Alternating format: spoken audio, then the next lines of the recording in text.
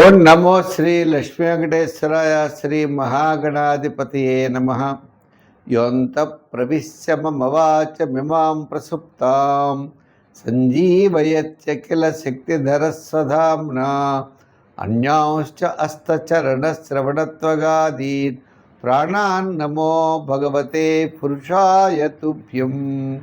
ప్రేక్షకుల నమస్కారాలు తెలియజేస్తూ మనం ఈ వారం అంటే జూలై 5 నుంచి జూలై 11 వరకు ఉన్నటువంటి గ్రహాల యొక్క పరిస్థితిని అనుసరించి మనం ఈ యొక్క వారం మనం ఏ రాశుల వారికి ఎలా ఉంటుంది, ఏ సులభమైన పరిహారాలు మనం చేయాలి, తద్వారా మనం ఇబ్బందుల్ని ఏ విధంగా నివారించవచ్చు, ప్రోత్సాహంతో ముందుకు ఏ విధంగా వెళ్ళాలి అనేటువంటి విషయాన్ని మనం ప్రతి ఒక్కరూ తెలుసుకుని ఆచరించి తద్వారా మనం మంచి విషయాలను స్వీకరించి ముందుకు వెళతాం.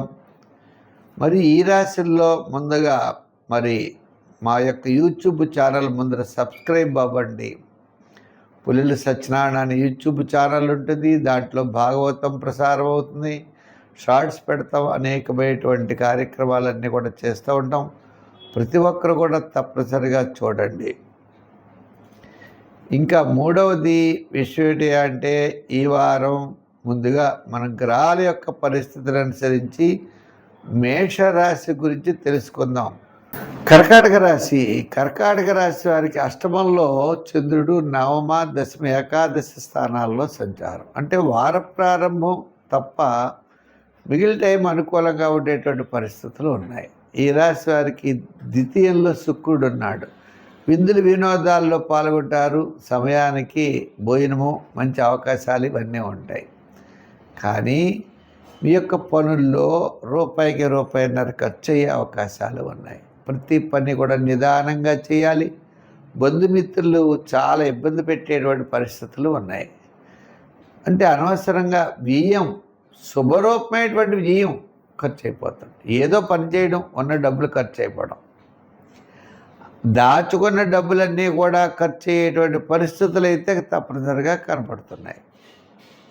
ఇంకా ఉద్యోగపరంగా చూస్తాం, పనంతా మంచిగా చేయిస్తారు, కీర్తి ప్రతిష్టలు వేరే వాళ్ళకి వెళ్తాయి.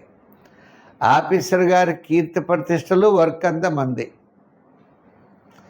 ఒక రాజకీయ పరంగా వెళ్ళామా, మనమంతా పనిచేస్తాం, వాళ్ళు వేరే.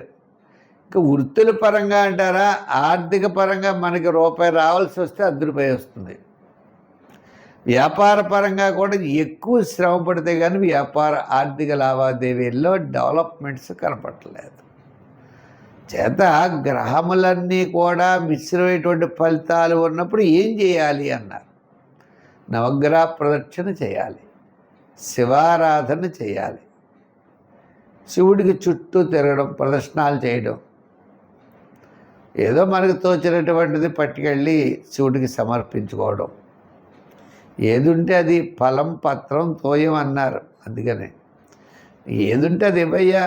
ఎక్కువ ఏదో ధనం కదా అని చెప్పి ఎక్కువ కొబ్బరికాయ ₹50 ఇటు కొనక్కర్లేదు. కొంటే దేవుడు ఏదో మెచ్చుకుంటాడని అనుకోకు. దేవుడికి ఏం అవసరం లేదు. నీ యొక్క మనోపుష్పాన్ని నువ్వు సమర్పించాలి. భక్తిగా నీ యొక్క పుష్పాన్ని నువ్వు సమర్పిస్తే నీకు విజయం తప్పనిసరిగా వస్తుంది. అంటే దేవుడిని ఎందుకు పూజించాలి అంటే పాజిటివ్ వైబ్రేషన్స్ కోసం పూజించాలి. పాజిటివ్ వైబ్రేషన్స్ మైండ్ కరెక్ట్గా రావాలి, తప్పకుండా తద్వారా మనం విజయం సాధించగలుగుతాం. అందుకే పరిహారములు సంఖ్యల్లో 2, రంగుల్లో తెలుపు, ఆరాధనలో నవగ్రహారాధన మంచిది ఉన్నది. కాబట్టి ముఖ్యమైన వ్యవహారాలన్నీ కూడా శుక్ర శనివారాల్లో లాభించే అవకాశాలు ఉన్నాయి. ప్రతి ఒక్కరికి, మీనరాశి వారికి విద్యాపరమైన డెవలప్మెంట్స్, ఆర్థికపరమైన ఉద్యోగాభివృద్ధి, రాజకీయపరమైన గుర్తింపు, వ్యాపారపరమైనటువంటివన్నీ కూడా ఉన్నాయి. ఈ రాశి వారికి ఇంత బ్రహ్మాండంగా ఉన్నప్పుడు శాటర్న్ యొక్క మైనస్ కూడా ఉన్నది. శని ప్రభావం వల్ల చికాకు, అసంతృప్తి, ప్రతి పని 1-2 సార్లు చేయడం, ఇలా కొన్ని ఇబ్బందులు కూడా మనం ఎదుర్కొనే పరిస్థితులు ఉన్నాయి.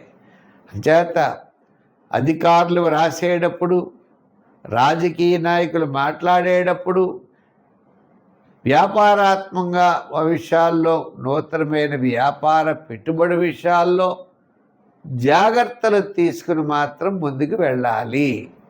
సంఖ్యల్లో 3 వాడండి. ఆరాధనలు వెంకటేశ్వర స్వామి వారిని, విష్ణువుని బాగా ఆరాధించండి, మంచి ఫలితాలు ఉంటాయి. స్వస్తి.